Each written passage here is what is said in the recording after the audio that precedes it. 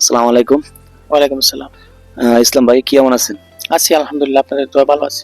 ভাই আপনাকে আমি কিছু প্রশ্ন করতাম, এই যে বাংলাদেশে এখন নির্বাচন নিয়ে জামাতের আমির সম্পর্কে কিছু কথা বলতাম, তো আপনি কি অবগত আছেন? হ্যাঁ, নিঃসন্দেহে প্রশ্ন করতে পারেন।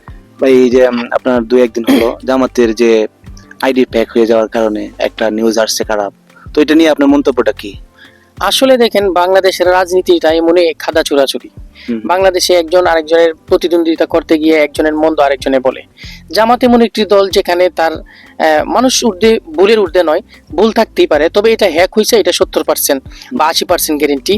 হ্যাঁ, এবং জামাতের একজন আমির সামনে নির্বাচন থাকাকালীন তার মুখ থেকে এরকম একটি স্ট্যাটাস তার টুইটার থেকে ভাইরাল হবে, আসলে এটা কেউই বিশ্বাস করে না। এটা অবশ্যই হ্যাক হয়েছে, এটা মিথ্যা না। তবে আমাদের দেশের যে অন্যান্য রাজনীতি দল যারা জামাতের বিষয়ে বিরোধিতা করতেছে বা বাজে মন্তব্য করতেছে, এটা আমাদের বাংলাদেশে নতুন না ভাই। কাদা চোরাচুরি আমাদের মধ্যে, এটা আমাদের অভ্যস্ত, আমাদের ক্যারেক্টার।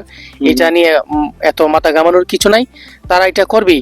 এবং আমাদের চিন্তা করতে হবে ওইটা যে 12 তারিখে আমরা কি প্রতিটি কেন্দ্র নিরাপত্তা দিতে পারবো কিনা, এটা নিয়ে ভাবা উচিত। আসলে কাদা চোরাচুরির কোনো প্রয়োজন নাই।